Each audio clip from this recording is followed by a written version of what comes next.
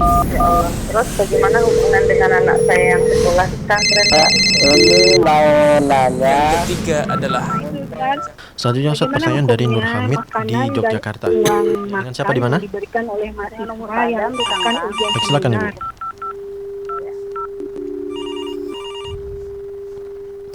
Bismillahirrahmanirrahim. Assalamualaikum warahmatullahi wabarakatuh. Alhamdulillahi wassalatu wassalamu ala rasulillah wa ala alihi wa sahbihi wa mawalah. La hawla wa la quwwata illa billahi amma ba'd.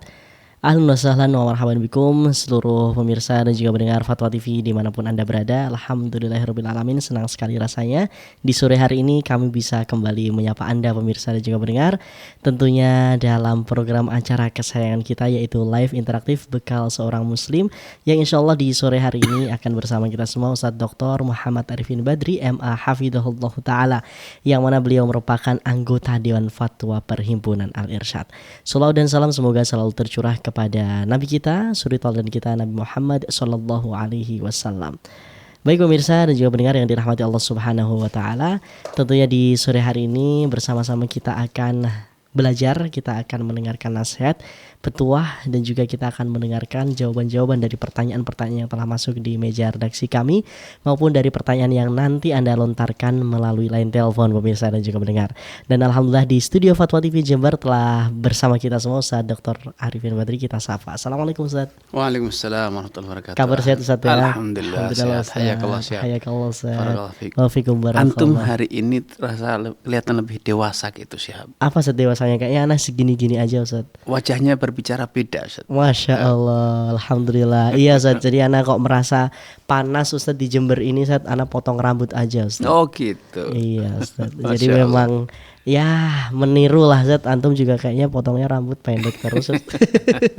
Barakallahu fikum Ustaz. Nah, baik pemirsa dan juga pendengar, tentunya setelah ini kita akan memberikan kesempatan bagi Anda yang ingin bertanya di sore hari ini seputar fikih jual beli ya dan muamalah kontemporer lainnya. Anda bisa menghubungi kami di nomor yang nanti Anda atau saya sebutkan. Namun sebelum itu seperti biasa kita akan mendengarkan nasihat singkat dari beliau Ustaz Dr. Muhammad Arifin Badri MA Hafidhahullah Ta'ala. Kepada beliau kami persilakan. Baik. Bismillahirrahmanirrahim. Assalamualaikum warahmatullahi wabarakatuh. Alhamdulillah wassalatu wassalamu ala Rasulillah wa ala alihi wa ashabihi wa man wala ma ba'du. Kaum muslimin dan muslimah, pemirsa Fatwa TV dan penyimak dimanapun Anda berada. Sebagai manusia pasti merasa dirinya memiliki mimpi yang belum kesampaian, belum jadi kenyataan. Bahkan karena merasa masih banyak mimpi yang belum jadi kenyataan, kadangkala kita merasa gagal, merasa lelah mengejar mimpi yang tidak menjadi kenyataan. Atau bahkan bisa jadi kita berusaha mencari terobosan inovasi bagaimana kiat mengejar mimpi yang belum menjadi kenyataan di sisa umur, di sisa potensi yang kita miliki. Semakin Anda kejar seakan-akan mimpi tersebut semakin jauh, tidak segera menjadi kenyataan. Ya, itulah manusia. Manusia dalam banyak kesempatan ketika menyadari bahwa antara mimpi dengan kenyataan, ternyata mimpinya terlalu luas, mimpinya terlalu tinggi, mimpinya terlalu banyak. Hanya ada satu kiat agar kita segera menyadari dan bangkit, bangun dari mimpi panjang kita yang menyiksa diri kita sendiri. Itu bahwa kita manusia. Hayalan, mimpi, cita-cita bisa kita buat kita bisa tuliskan, tapi tetaplah manusia sebagai manusia. Kita bukan Tuhan. Karena itu salah satu kunci bahagia hidup adalah senantiasa husnudzon bahwa apa yang Allah pilihkan itulah yang terbaik. Kita boleh membuat mimpi, membuat cita-cita. Kita boleh mengejar mimpi, berupaya sekuat tenaga. Tetapi di saat yang sama kita harus selalu husnudzon, ridho, puas, berbaik sangka dengan apa yang kita dapat. Karena apa yang kita dapat itu adalah pilihan Tuhan. Itu adalah pilihan Allah Subhanahu wa taala, dan pilihan Allah itu adalah yang terbaik untuk kita. Itulah yang terbaik. Karena salah satu doa atau zikir yang dahulu diajarkan oleh Nabi SAW, beliau senantiasa mengajarkan kita untuk mengatakan di setiap waktu, setiap saat, raditu billahi rabba, wa bil islami dina, wa bi muhammadin nabiyya wa rasulah. Aku ridha Allah sebagai Rabb. Raditu billahi rabba. Dalam zikir ini Nabi tidak mengatakan raditu billahi ilahan atau ma'budan, tidak. Sebagai Rabban, kita ridha Allah itu sebagai Rabb. Apa itu Rabb? Rabb adalah yang mengatur, yang menentukan, yang menguasai, memberi, memutuskan. Sehingga ketika kita mengatakan raditu billahi rabba adalah pengakuan bahwa kita telah menyerahkan seluruh urusan kita kepada Allah SWT. Dan Allah telah memberikan ketetapan. Sehingga apapun yang terjadi, Masya Allah kana, wa malam yasha' lam yakun. Apapun yang Allah kehendaki, itulah yang akan menjadi kenyataan. Dan apapun yang tidak Allah kehendaki, maka tidak akan pernah menjadi kenyataan. Dengan menyadari ini, kita akan senantiasa lapang dada. Mengejar mimpi, boleh-boleh saja. Tetapi kita harus senantiasa husnudzon bahwa pilihan Allah yang terbaik. Dan salah satu indikasi bahwa Anda adalah hamba Allah yang senantiasa husnudzon kepada Allah adalah ketika Anda senantiasa menjadikan Allah tempat pertama dan yang terakhir untuk bermusyawarah, beristikharah, memohon solusi dan saran ataupun pilihan, meminta agar Allah memilihkan yang terbaik untuk Anda. Sehingga ketika terjadi apapun yang bisa jadi itu tidak sesuai dengan mimpi Anda, Anda senantiasa husnudzon bahwa ini adalah pilihan Allah dan itu pasti yang terbaik. Walaupun hari ini mungkin Anda merintih, walaupun Anda tertatih-tatih dan merasa tidak mampu atau berat, tetapi percayalah, dengan husnudzon semua itu akan terasa nyaman, semua itu terasa indah. Wallahu ta'ala alam. Aina Ustaz, Masya Allah. Syukron saja, jazakallahu khairan, barakallahu fikum. Ini nasihat juga untuk anak pribadi Ustaz, Masya Allah. Jadi reminder juga untuk mengingatkan bahwa semuanya itu baik dan juga semuanya ini insya Allah terbaik bagi kita semua. Baik pemirsa dan juga pendengar Fatwa TV dimanapun Anda berada, tentunya setelah ini saya akan memberikan kesempatan bagi Anda untuk bertanya secara langsung di nomor WhatsApp kita ya di 0821706087. Anda bisa bertanya melalui line telepon atau di 033154466087 melalui line telepon biasa pemirsa dan juga pendengar. Kami tunggu. Baik Ustadz, sebelum kita memasuki sesi tanya jawab melalui telepon, Ustadz, kita akan membacakan pertanyaan dari website dari Ummu Surya di Bengkulu, Ustadz. Bismillah, izin bertanya Ustadz. Kami sekitar 10 tahun yang lalu beli lahan tanah kosong hutan seharga 40 juta, luas tanah lebih kurang 5 hektar. Terus dijadikan kebun kopi oleh abang-abang saya dan sekarang tanah itu sudah menghasilkan dan sudah punya nilai ratusan juta. Saya terkadang diberi bagian oleh abang-abang saya, tapi terkadang tidak. Alhamdulillah dapat membantu untuk pendidikan anak-anak sekolah. Pertanyaan saya, apakah tanah kami ini wajib dizakati dan bagaimana pula dengan hasil dari tanah tersebut yang abang saya beri ke saya? Apakah harus saya keluarkan juga zakatnya? Syukran jazakallahu khairan, Ustaz. Baik. Barakallahu fiik wa athakumullah. Semoga Allah SWT menambahkan taufik kepada Anda, keluarga dan juga seluruh pemirsa dimanapun Anda berada. Tanah tidaklah termasuk objek zakat kecuali bila itu diperdagangkan, dikapling, dijual dalam bentuk kaplingan ataupun bangunan ya. Maka selama itu tidak diperdagangkan namun dikelola dengan cara ditanami, maka tanahnya tidak wajib dizakati. Sedangkan kopi yang dipanen, kopi termasuk biji-bijian yang bisa disimpan dan dalam waktu yang cukup lama. Sehingga kopi menurut sebagian ulama, dan ini pendapat yang difatwakan oleh Imam Ahmad rahimahullah, termasuk komoditi hasil tanam yang wajib dizakati. Sehingga ketika Anda mendapatkan hasil panen kopi mencapai nisab yaitu 600 kilo, maka keluarkanlah zakatnya, yaitu 1/10 ataupun 1/20, 10% atau 5%, usyur atau nisful usyur. Ya, 10% atau 5%. 10% bila pengairannya tidak butuh biaya. Namun bila pengairannya membutuhkan biaya, maka zakatnya adalah 5%. Dan kopi biasanya tidak membutuhkan pengairan karena kopi hidup di dataran tinggi. Maka kemungkinan besar kopi tersebut tidak perlu diairi, namun hidup dengan sumber air yang ada di akarnya atau dari hujan, sehingga zakatnya adalah 10%. Ini yang wajib dikeluarkan.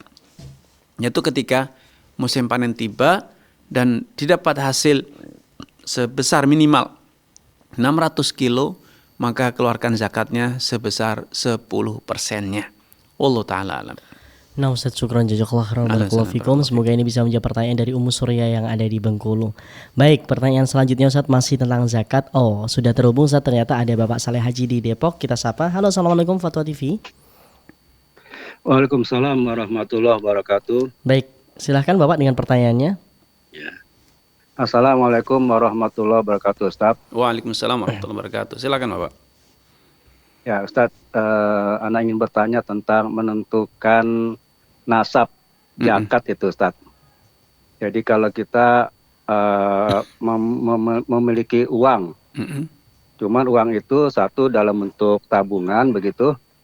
Jadi artinya uang yang kita kuasai gitu, Ustaz. Yeah. Uang yang kita kuasai itu dalam bentuk tabungan, kemudian dalam bentuk dihutangkan ke orang, dihutangkan ke orang. Kemudian dalam bentuk kita piutang begitu. Jadi dari 3 sumber bentuk penguasaan uang yang kita miliki itu, Ustaz. Iya. Nah, gimana cara menentukan jumlah atau besaran nisab zakatnya, Ustaz? Iya, baik, nisab ya, menentukan nisabnya dari 3 sumber itu seperti apa? Syukron.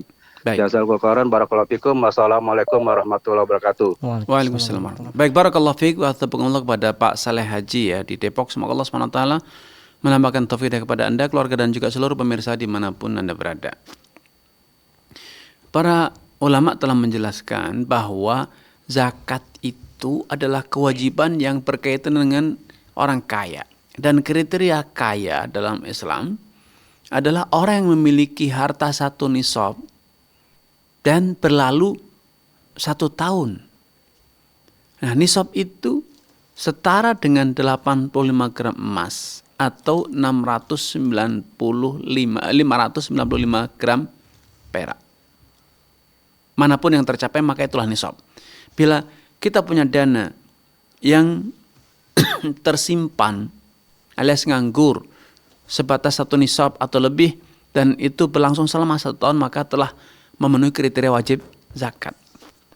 Nah, dana kita itu baik yang tersimpan di brankas atau di tabungan kita di rumah, di lemari disimpan, atau disimpan di rekening perbankan, atau dihutangkan kepada orang lain, maka semua itu dikalkulasi, dihitung jumlahnya berapa, kemudian dikalikan 2,5%. Maka hasilnya itulah zakat yang wajib kita keluarkan. Kenapa? Karena status kewajiban zakat itu berkaitan dengan kepemilikan. Sehingga siapapun yang punya harta 1 nisab, walaupun harta itu ada di tangan orang. Seperti halnya ketika Anda simpan di rekening, itu dana itu berada di tangan perbankan.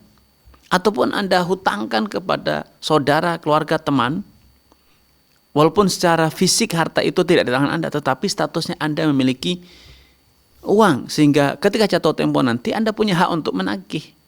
Sehingga statusnya Anda tetap memiliki harta 1 nisab dan bahkan lebih. Maka wajib dizakati ya. Allah Ta'ala alam. Syukran jazakallahu khairan Ustaz atas jawabannya. Semoga ini bisa menjawab pertanyaan dari Bapak Saleh Haji di Depok. Baik, selanjutnya kita sudah terhubung ada Bapak atau Saudara Zaid di Jakarta. Kita sapa. Halo, Assalamualaikum Fatwa TV. Waalaikumsalam warahmatullahi. Ya, silahkan Bapak dengan pertanyaannya. Ustaz mau bertanya Ustaz ini anak saya ini kan mau operasi jantung. Ya. Hanya ada alatnya yang tidak di-cover BPJS.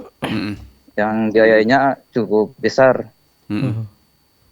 Yang saya mau tanyakan ini Ustaz, saya mau minta bantuan donasi di sebuah lembaga, tapi di situ ada surat untuk tanda tangan Tidak mampu. Pak RT-nya ada, iya surat tidak mampu itu ada Pak RT ada biaya ininya untuk ke Pak RT-nya ada biaya uangnya. Apakah itu termaksudnya Ustaz? Bagaimana itu Ustaz? Baik. Boleh ya? Baik, Pak. Baik. Sudah cukup, Bapak? Iya, itu aja Ustaz. Baik. Ya, terima kasih. Barakallahu fiik wa atabarakallah kepada Bapak Zaid di Jakarta. Semoga Allah SWT menambahkan taufik hidayah kepada Anda, keluarga dan juga seluruh pemirsa dimanapun Anda berada.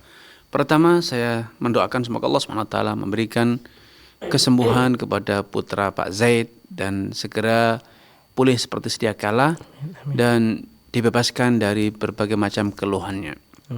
Yang kedua, bila memang secara administrasi pemerintahan memang ada biaya administrasi yang harus dibayarkan, maka tidak masalah membayar itu.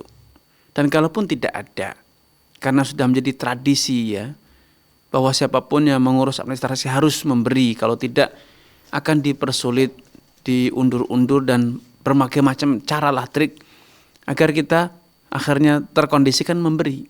Maka ketika Anda memberi, dalam kondisi Anda membutuhkan surat keterangan tersebut, maka tidak masalah Anda memberi dan itu dosanya ditanggung sepenuhnya oleh petugas yang mengurus hal tersebut. Karena memang Anda berhak untuk mendapatkan surat keterangan itu bila memang Anda berhak. Karena keterangan itu kan akan menyebutkan keterangan apa, miskin, tidak mampu, karena biaya obatnya itu mahal, misalnya itu Anda tidak memiliki dana sejumlah itu, maka Anda tidak mengapa untuk membayar, dan karena memang Anda punya hak untuk mendapatkan surat keterangan tersebut. Namun bila Anda mampu sehingga tidak memenuhi kriteria miskin misalnya, hanya saja karena dananya besar Anda eman atau sayang ya keluar dana mungkin 100 juta padahal Anda punya uang banyak, lebih dari itu. Harganya mungkin 50 juta, Anda punya harta ratusan juta misalnya. Namun karena sayang kalau harus keluar duit sendiri, maka ada lembaga sosial. Nah ini yang perlu dipermasalahkan karena saat ini Anda tidak berhak mendapatkan surat keterangan tidak mampu, surat keterangan miskin, apalagi bila itu kemudian menggunakan dana zakat ya. Tapi kalau memang Anda betul-betul merasa mampu karena memang berat, tidak punya dana untuk membayar sejumlah uang tersebut, maka insya Allah ketika Anda harus membayar ya sejumlah uang administrasi, maka itu tidak termasuk dosa. Wallahu taala a'lam. Nah, Ustaz, syukron jazakallahu khairan barakallahu fikum. Semoga ini bisa menjawab pertanyaan dari Bapak Zaid yang ada di Jakarta. Baik pemirsa dan juga pendengar dimanapun Anda berada, kami masih menunggu pertanyaan dari Anda. Mungkin Anda ingin bertanya secara langsung di sore hari ini kepada Ustadz Arifin, Anda bisa menghubungi kami di line WhatsApp di telepon di 0821 706087 atau Anda bisa menghubungi di 0331 544 6087. Kami masih tunggu pemirsa dan juga pendengar. Baik Ustadz, kita beralih ke website kembali. Ada Muhammad Hazinar di Riau. Ini masih berkaitan dengan zakat Ustadz. Pertanyaannya, Ana membuka rumah belajar tahsin tahfidz Al-Quran Ustadz. Ada yang amanahkan kepada saya untuk menyalurkan zakat mal. Apakah Ana termasuk amil zakat, boleh menerima zakat? Syukron saja, jazakallahu khair. Baik, barakallahu fiik wa athabakumullah. Semoga Allah SWT menambahkan taufik dari kepada Anda, keluarga dan juga seluruh pemirsa dimanapun Anda berada. Secara kriteria Anda tidak termasuk amil zakat. Karena yang dikatakan amil zakat adalah orang yang ditunjuk, diberi kewenangan oleh pemerintah. Karena hukum asal memungut dan mendistribusikan zakat itu adalah kewajiban pemerintah. Sehingga orang yang tidak mendapatkan pendelegasian tugas ini, dia tidak termasuk kriteria amil. Karena itu di zaman Nabi SAW dulu, tidak sembarang orang itu memungut zakat, kemudian mendistribusikannya. Tetapi orang-orang yang ditunjuk oleh Rasulullah SAW dan para khulafa ar-rasyidin lah yang kemudian berwenang memungut zakat dan kemudian mereka mendapatkan bagian dari harta zakat terus dengan status sebagai amil. Dahulu Al-Abbas, Ali bin Abi Thalib pernah datang kepada Nabi SAW dan mempertanyakan kenapa Nabi tidak mendelegasikan keduanya memungut zakat agar keduanya bisa mendapatkan bagian dari zakat. Namun kemudian Nabi SAW menjelaskan bahwa Banu Hashim dan Banul Muttalib itu tidak layak untuk memakan harta zakat, karena zakat itu adalah harta yang dikeluarkan untuk membersihkan kotoran orang atau noda, yaitu dosa-dosa orang yang memiliki harta tersebut. Sedangkan secara nasab mereka, Allah telah memuliakan mereka sehingga Allah tidak berkenan Bani Hashim dan Bani Muttalib untuk memakan harta yang digunakan membersihkan dosa masyarakat. Sehingga tidak sembarang orang boleh memungut zakat dan mendistribusikannya. Kalaupun ada yang sukarela, maka itu tidak menjadikannya berhak mendapatkan bagian dari zakat. Itu yang pertama. Yang kedua, bahwa kalau Anda memang memiliki kriteria lain, miskin, tidak mampu, ya, atau karena memang Anda sebetulnya mampu bekerja, namun karena Anda mendedikasikan diri untuk mengajarkan Al-Quran, mengajarkan ilmu agama, sehingga waktu Anda lebih banyak tercurah untuk mendidik masyarakat, mengajarkan ilmu, sehingga Anda memiliki kebutuhan atau kekurangan dalam biaya hidup Anda boleh mendapatkan bagian dari zakat dengan kriteria fisabilillah, karena Anda sedang berjuang menyebarkan agama Allah SWT, memerintahkan yang ma'ruf, mengajarkan yang ma'ruf dan melarang yang mungkar.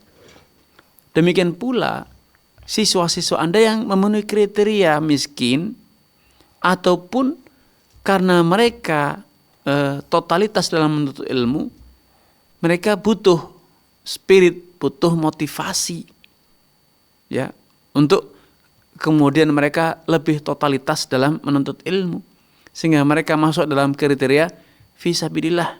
Karena dengan adanya kegiatan semarak mempelajari Al-Quran, mempelajari ilmu, Islam itu menjadi menyebar. Masyarakat pun semakin tertarik untuk apa? Untuk belajar ilmu, mengamalkan Islam, menyemarakkan, menghidupkan masjid dan seterusnya.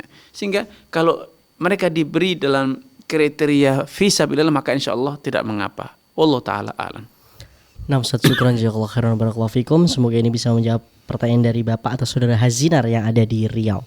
Baik pemirsa, selanjutnya ada Bapak hamba Allah di Tasikmalaya. Kita sapa. Halo, assalamualaikum Fatwa TV. Waalaikumsalam warahmatullahi wabarakatuh. Ya, silakan Bapak dengan pertanyaannya. Waalaikumsalam Ustaz. Ya. Waalaikumsalam warahmatullahi wabarakatuh. Silakan Bapak. Ini Ustaz, antum maaf mau nanya Ustaz. Ya. Masalah akad kredit. Seandainya barang, misalnya lemari kita kalau dijual kontan 10.000, kalau dikreditkan jadi 15.000, gimana itu hukumnya Ustaz? Ya, baik. Terima kasih. Assalamualaikum warahmatullahi wabarakatuh. Ya, Assalamualaikum. Baik, barakallahu fiik kepada Bapak di Tasikmalaya atas pertanyaan. Semoga Allah SWT menambahkan taufik kepada Bapak, keluarga dan juga seluruh pemirsa dan penyimak dimanapun Anda berada. Kredit itu ada dua kemungkinan. Kredit langsung kepada pemilik, sehingga pembeli membayar secara angsuran. Maka dalam kondisi macam ini boleh. Adanya dua harga, kalau tunai 10, misalnya 10 juta, kalau cicilan jadi 15 juta, maka seperti ini boleh. Asalkan tidak ada denda, dan kedua, penjual betul-betul telah memiliki barang tersebut. Karena dia misalnya usahanya toko mebel. Ini kemungkinan pertama, dan ini boleh. Kemungkinan kedua, bila yang menjual itu tidak punya barang, dia hanya membiayai, sehingga dia hanya mengantarkan atau menalangi pembelian mebeler tersebut, kursi, sofa misalnya, sehingga pihak yang berhutang datang ke toko membeli, dan kemudian pihak si B, ya, yang penyandang dana membayari senilai sofa tersebut atau kursi tersebut. Kemudian pembeli, ya, akan membayar cicilannya kepada siapa? Penyandang dana. Ini riba. Karena ini adalah hutang yang berbunga. Karena penyandang dana dalam ini tidak menjual barang, tidak memiliki barang, dia hanya nalangi pembayaran kursi yang dipilih oleh konsumen. Ini adalah riba, ya. Wallahu ta'ala a'lam. Nah, Ustaz, syukran jazakallahu khairan barakallahu fikum. Simpel, singkat, tapi insyaallah menjawab pertanyaan dari Bapak hamba Allah yang ada di Tasikmalaya, dan tentunya menjadi faedah bagi kita semua.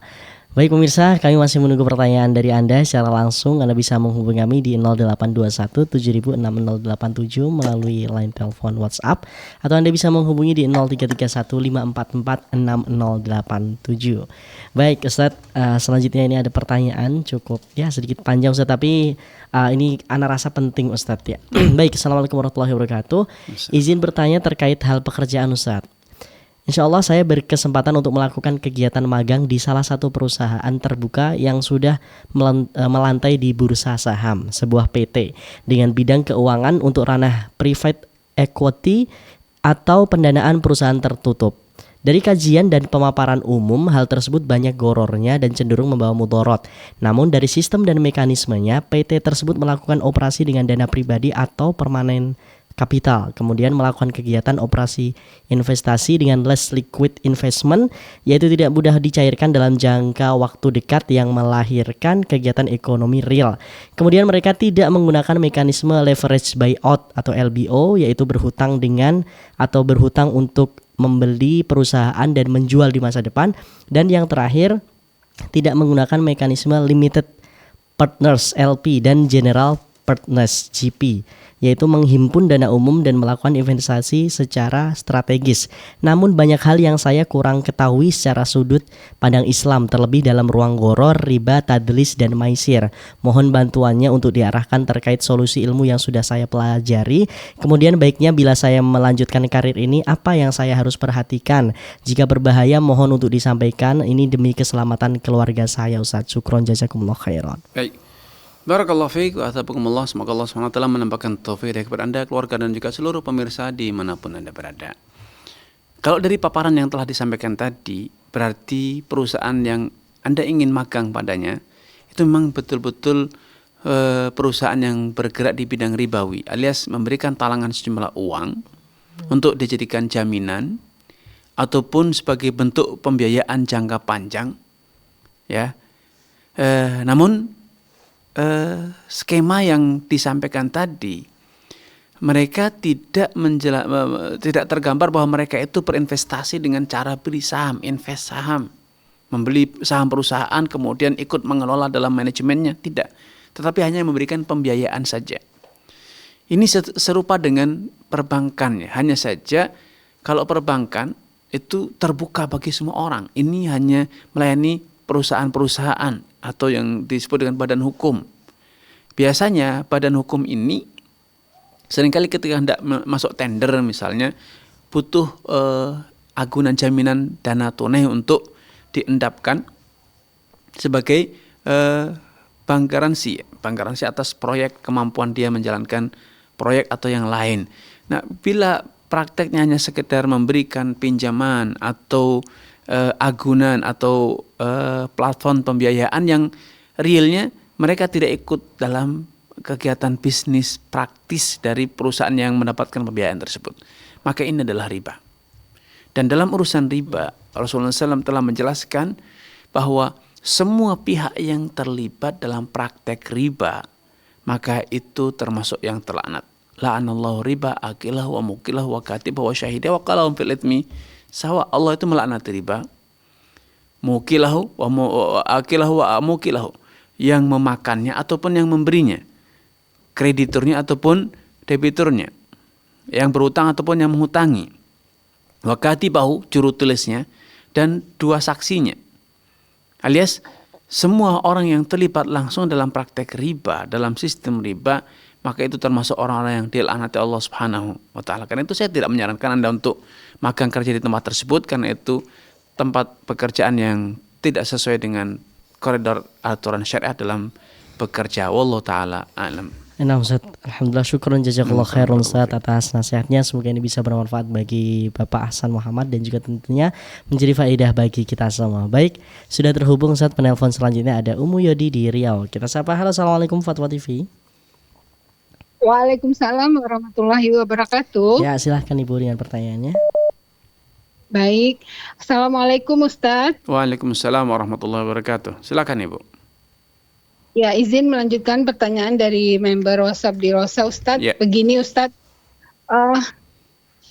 apa hukumnya iuran bulanan fardu kifayah Iuran di sini 5.000 per bulan. Jika ada keluarga yang meninggal dapat bantuan 2,5 juta.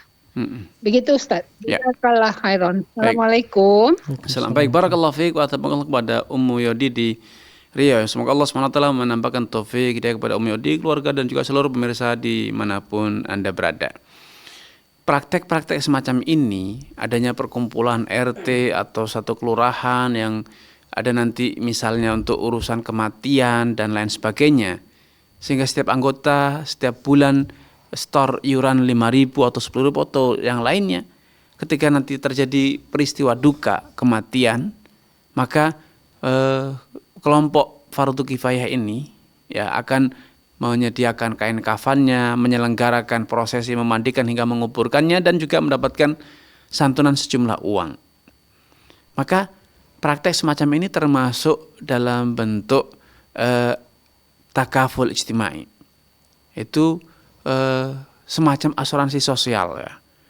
Semua berusaha menanggung beban. Karena bisa jadi banyak dari masyarakat yang ketika mengalami kondisi tersebut dalam kondisi tidak punya finansial untuk mengurus, menyelenggarakan jenazah keluarganya yang meninggal. Maka ketika masyarakat berkomitmen siapapun yang meninggal akan mendapatkan fasilitas semacam ini, maka ini termasuk takaful ya.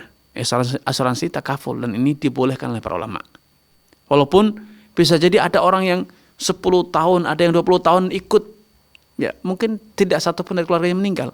Ada yang baru ikut sebulan, langsung ada yang meninggal dari keluarganya. Maka ini tidak masalah, karena memang mereka tidak punya niat komersial, ingin mencari keuntungan. Namun mereka semua ingin berbagi beban, ingin sama-sama memikul kesusahan yang ditimpa oleh atau menimpa sebagian mereka. Dahulu Nabi SAW pernah mengutarakan rasa kagumnya kepada suku Asy'ariyin, di mana suku Asy'ariyah, suku Asy'ariyin, orang-orang Yaman ini punya satu tradisi yang baik sekali. Kalau mereka safar, padahal dari anggota suku ini itu ada yang kaya, ada yang miskin. Sehingga ketika safar tentu bekal mereka berbeda-beda. Ada yang membawa bekal banyak, ada yang membawa bekal sedikit. Namun karena ada ta'awun, tolong menolong, ada empati sesama mereka, rasa persatuan mereka tinggi. Ketika mereka safar berombongan, bekal mereka digabungkan, dikumpulkan, dan kemudian dibagi rata. Ya, dibagi rata kepada semua anggota kafilah. Dan Nabi SAW mengagumi atau mengapresiasi tindakan semacam ini.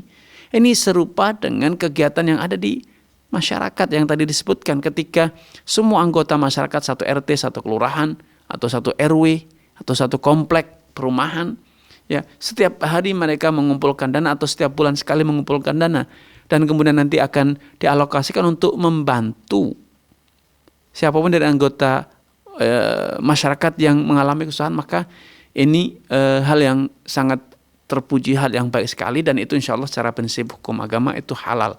Karena ini bukan praktek komersial, ini adalah praktek sosial. Wallahu ta'ala alam. Nah Ustaz, syukron jazakallahu khairan barakallahu fikum atas jawabannya Ustaz. Semoga bisa menjawab pertanyaan dari penanya ya dan juga menjadi faedah bagi kita semua.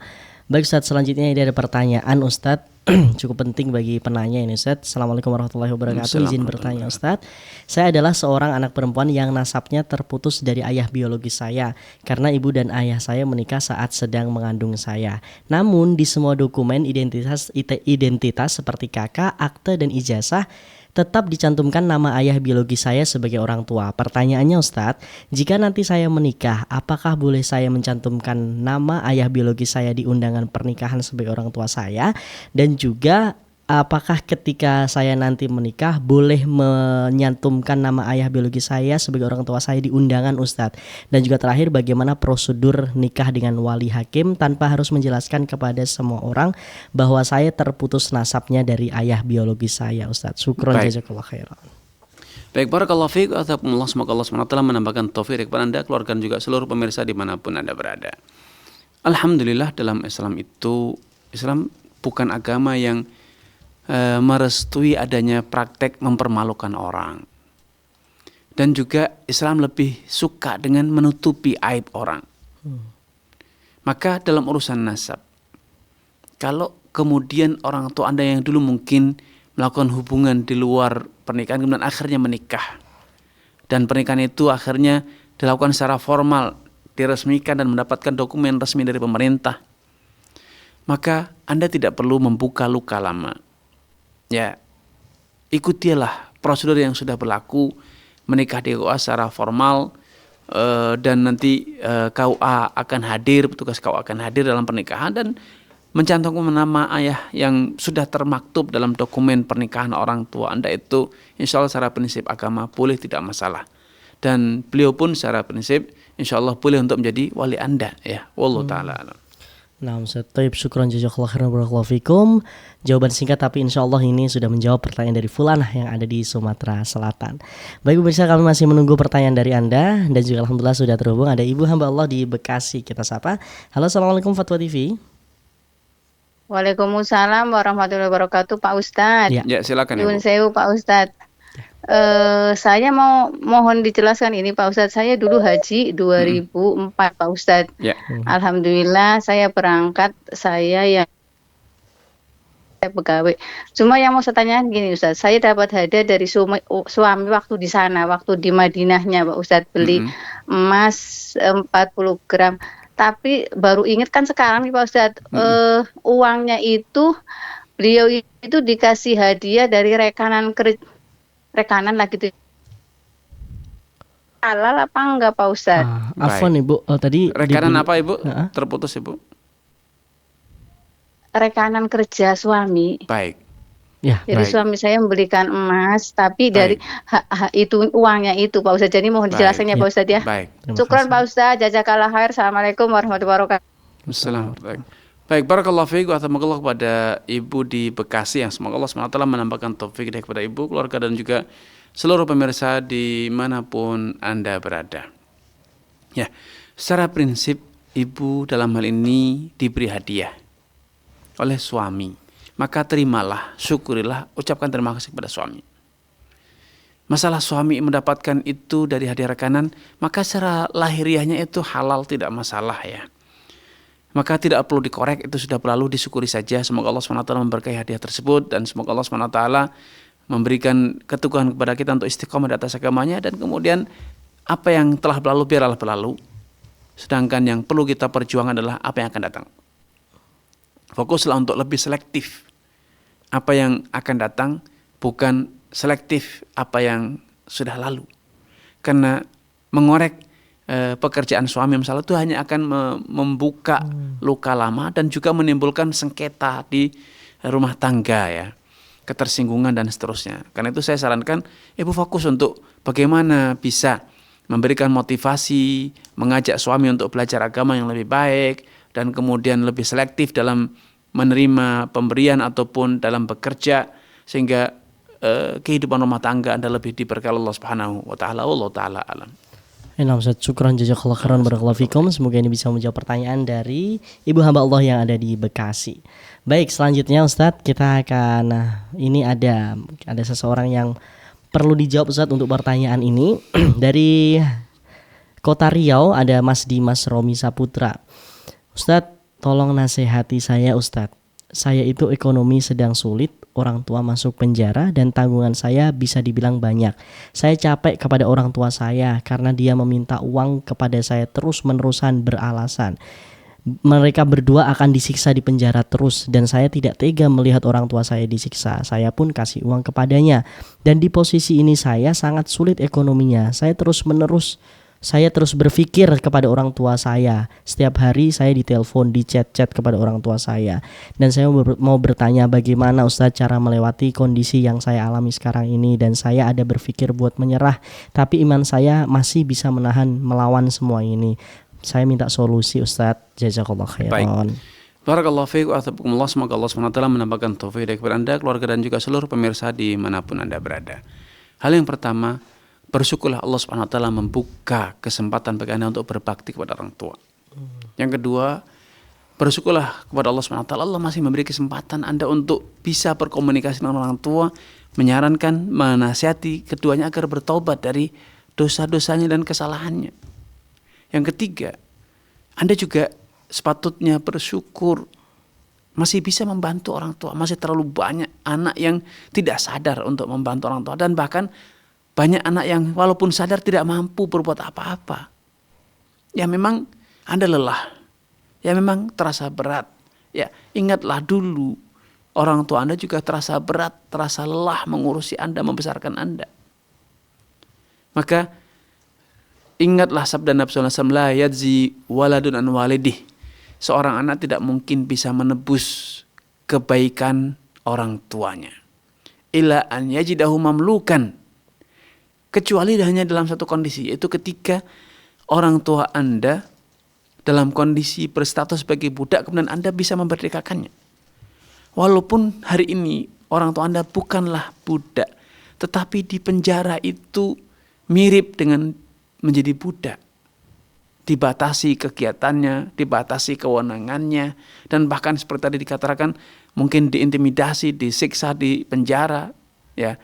Maka niatkan, ikhlaskan niat Anda untuk berbakti pada orang tua, mendakwai orang tua agar bertaubat, memperbaiki sikap dan perbuatannya, dan niatkan Anda bisa menebus dan kemudian membebaskan orang tua Anda sehingga seakan-akan walaupun tidak sama, walaupun tidak setara, tapi paling tidak menyerupailah Anda memerdekakan kedua orang tua Anda dari perbudakan. Sehingga berhusnudzon, niat, ikhlaskan niat, insya Allah akan berikan solusi. Teruslah berdoa kepada Allah. Semoga Allah memberikan kekuatan kepada Anda dan memberikan jalan keluar yang terbaik untuk Anda dan orang tua Anda. Allah Ta'ala alam.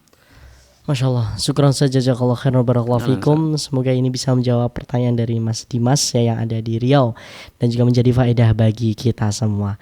Baik, selanjutnya kita sudah terhubung, ada Ibu Yumi di Ciamis. Kita sapa. Halo, assalamualaikum Fatwa TV.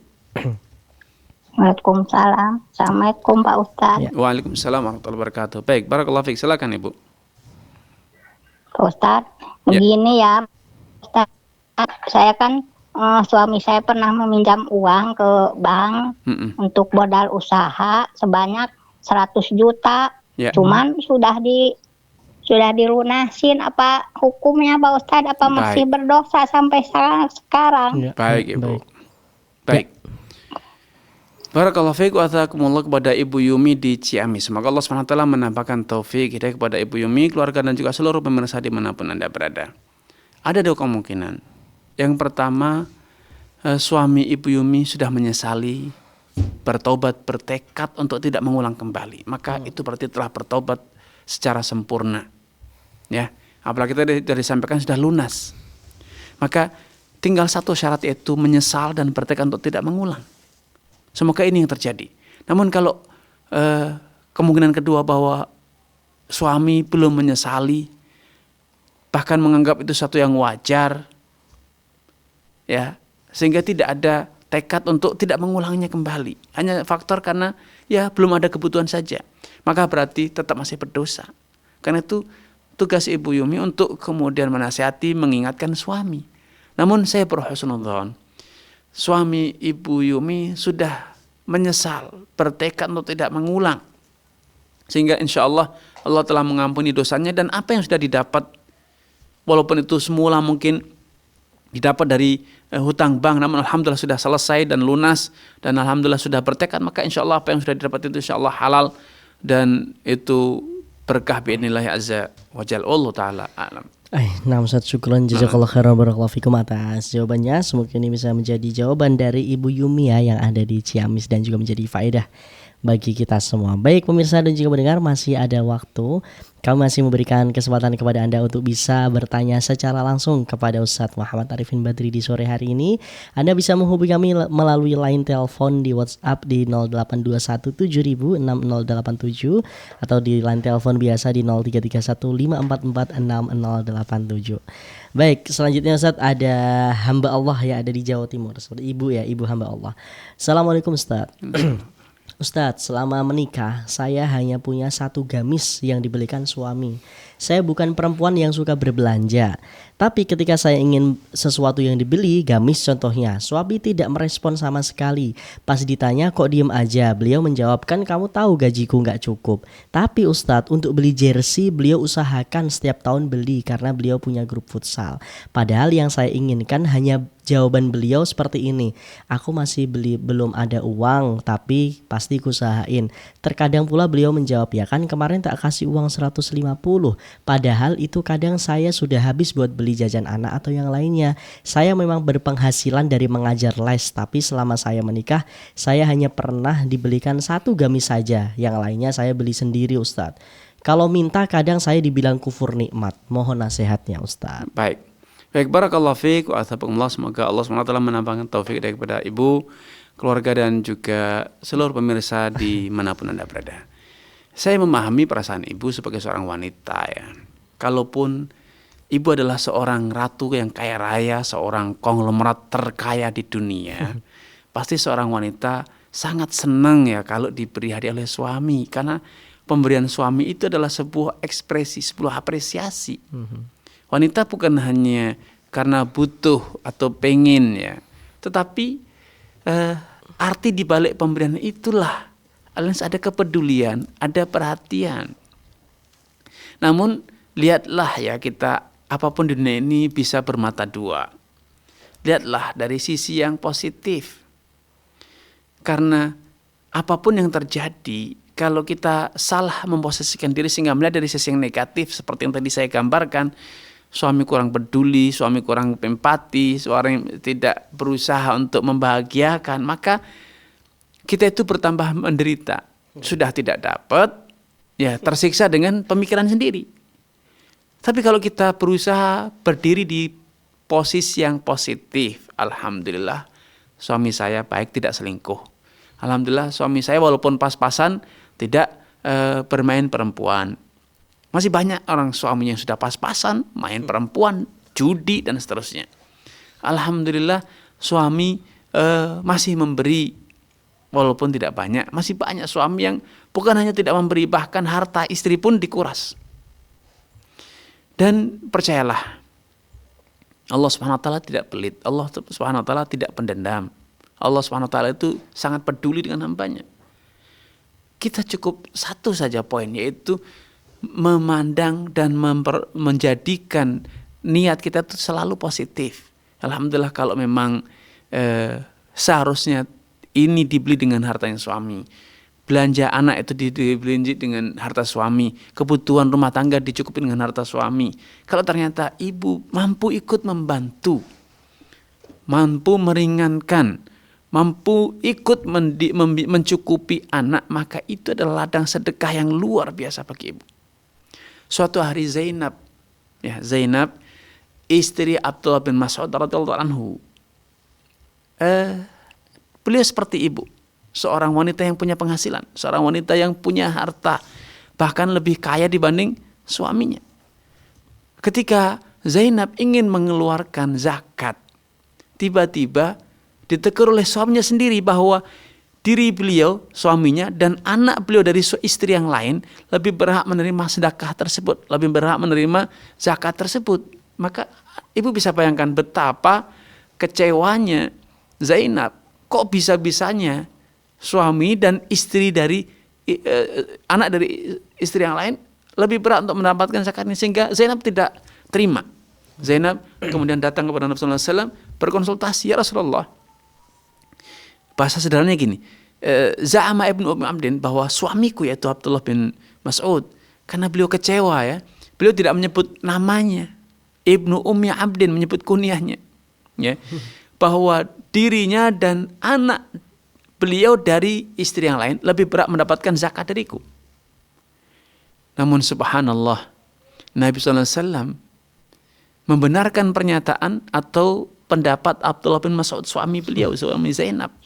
Karena memang Abdullah bin Mas'ud bukan lelaki biasa yang berbicara berdasarkan nafsu. Beliau adalah seorang ulama besar di kalangan para sahabat, seorang faqih, ahli fikih ya.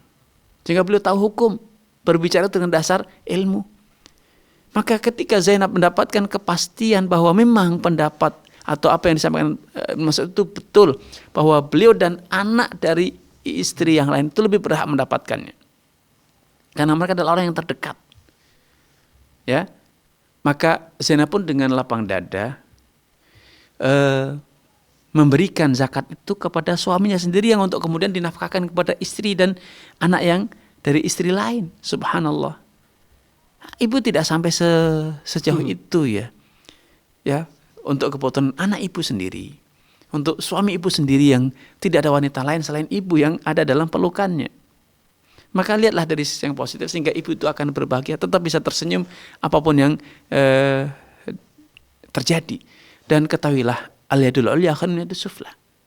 Kalau ibu bisa mandiri, mencukupi kebutuhan sendiri, membeli sendiri, itu lebih mulia di sisi Allah dibanding kalau ibu itu dibelikan oleh suami.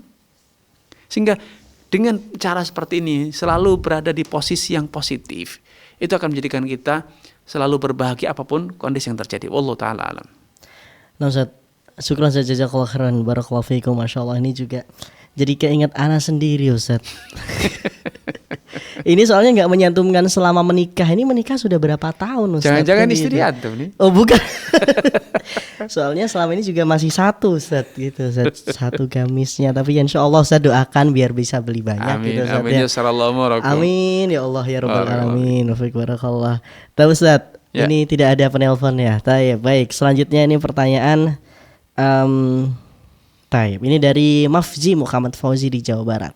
Bismillah, assalamualaikum warahmatullahi wabarakatuh. Ustaz izin bertanya. Saya adalah seorang pelaut yang bekerja di bagian navigasi, mengatur arah tujuan kapal di kapal pesiar.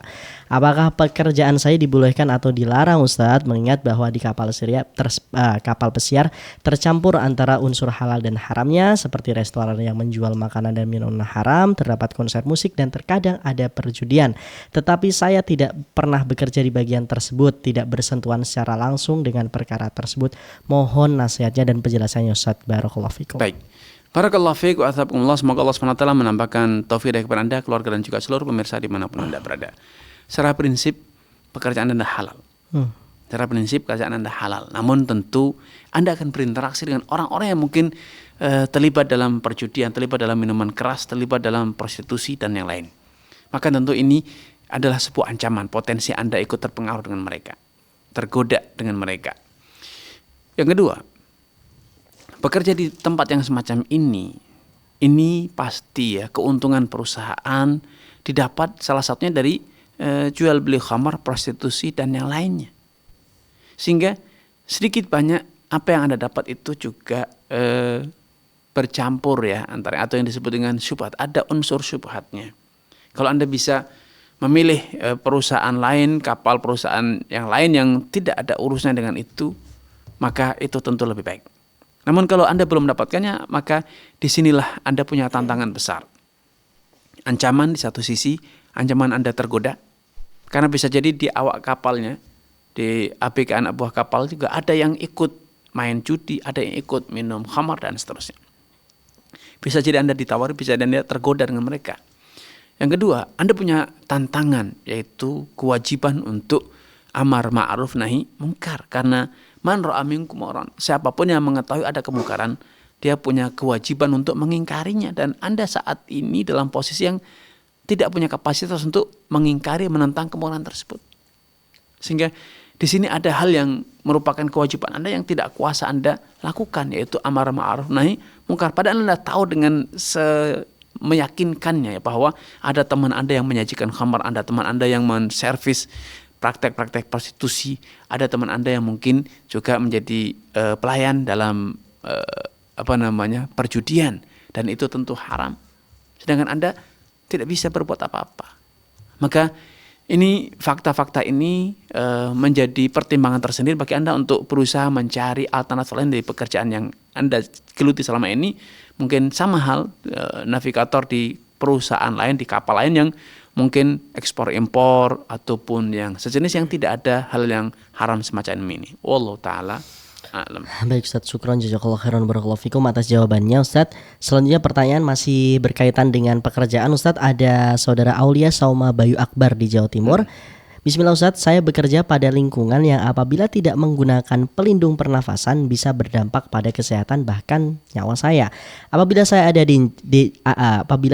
jenggot, saya diwajibkan untuk dipotong supaya bisa menggunakan pelindung pernafasan yang bisa rapat tanpa ada halangan rambut jenggot, serta tidak boleh memendekkan celana karena dapat mempengaruhi keselamatan terutama bagian kaki. Bagaimana solusinya Ustaz? Jazakallah khairan. Baik. Barakallahu fiik wa athabakallah. Kalau memang kondisi semacam ini maka insya Allah tidak masalah karena ini termasuk kondisi darurat ya. Wallahu taala alam. Ustaz, alhamdulillah, syukron jazakallah khairan wa barakallahu fikum Ustaz. Pertanyaan tadi sekaligus menutup perjumpaan kita di sore hari ini Ustaz. Saya ucapkan syukron jazakumullah khairan kepada antum atas waktunya. Semoga antum selalu sehat Ustaz ya. Barakallahu fikum. Baik, pemirsa dan juga pendengar Fatwa TV yang dirahmati Allah Subhanahu wa taala dimanapun Anda berada, usai sudah perjumpaan kita di sore hari ini, kami ucapkan terima kasih kepada Anda yang mengikuti program ini dari awal hingga akhir. Semoga antum semua bisa mendapatkan faedah dari program ini. Amin amin ya rabbal alamin. Baik pemirsa dan juga pendengar Fatwa TV dimanapun Anda berada, jangan lupa saksikan live interaktif konsultasi Islam bersama Ustaz Dr. Musyafa Ad-Darini MA Hafizahullah taala, insyaallah malam hari ini setiap Senin pukul 20.00 waktu Indonesia Barat atau pukul 8 waktu Indonesia Barat. Dan juga jangan lupa kami mengajak Anda semua untuk menjadi bagian dari dakwah kami di Syiar Dakwah Islam di Fatwa TV melalui rekening aktif yang bisa Anda saksikan.